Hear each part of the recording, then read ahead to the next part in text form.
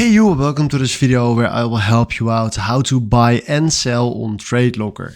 And for this we have here the chart from Bitcoin to USD, and we want to buy or sell some Bitcoin to USD. So what we're gonna do is we click here on the arrow, and from here we can decide if you want to create a market order or a pending order.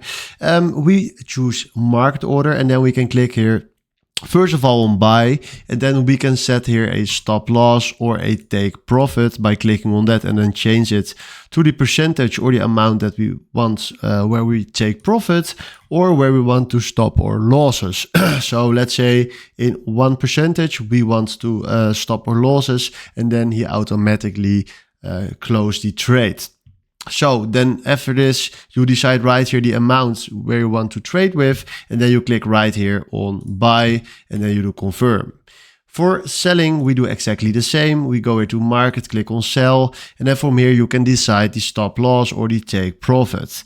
Then after that, choose here the amount and then click again on sell, confirm, and then we have exactly the same trade. So this is how this works. Hopefully this was the video where I was looking for. Thanks for watching and have a wonderful day. Ciao.